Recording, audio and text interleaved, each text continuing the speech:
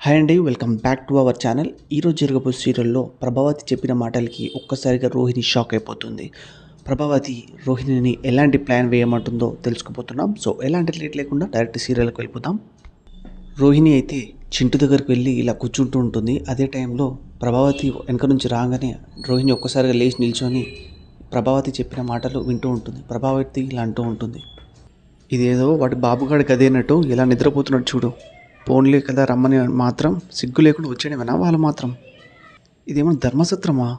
తలదూర్చడానికి సందే లేదంటే మిటకు దోలున్నట్టు ఒళ్ళు మండిపోతుంది. ఈ బాబు వాళ్ళ అమ్మ ఎవరో తెలియదు. అసలు వీళ్ళ అమ్మ ఉందో అసలు వేవాడితే వెళ్ళిపోయిందో ఏం తెలియకుండా బాలు ఇంటికి తీసుకొచ్చేసాడు. అమ్మాయికంగా ముచ్చుముఖం వేసుకొని చేప కింద నీరులా ఇంట్లో చేరేసింది. ఇప్పుడు ఏకంగా గదిలోనే చేరేసింది. కూతురు చేసిన పాపాలన్నీ మోసుకు తిరుగుతుంది ఇప్పుడు తను.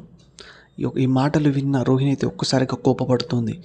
అప్పుడు ప్రభావతి అడుగుతుంటే, ఏంటమ్మా ఇలా అరిచావో? అప్పుడు రోహిణి ఇలా అంటూ ఉంటుంది, లేదత్తయ్య ఆమెను వింటే బాధపడుతుందేమో ఉద్దేశంతో అలా అన్నాను అంటుంటే, అప్పుడు ప్రభావతి అయితే నా బాధ కడుపులో పెట్టుకోవాలా ఏంటి? నీ మనసులో ఏది దాచుకోను.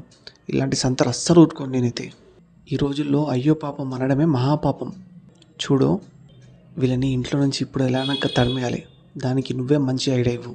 రోహిణి అప్పుడు నేనా అంటుంటే, అప్పుడు ప్రభావతి, అవును నువ్వే.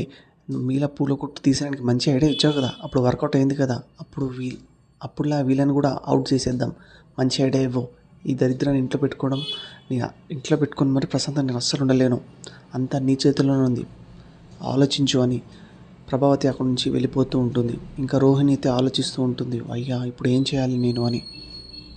చింటూ అయితే నిద్రలో నడుచుకుంటూ మెల్లగా కింది దిగుతూ వస్తుంటాడు. అదే టైంలో రోహిణి అయితే చింటును పట్టుకుంటుంది. అమ్మ అమ్మ అంటాడు చింటూ.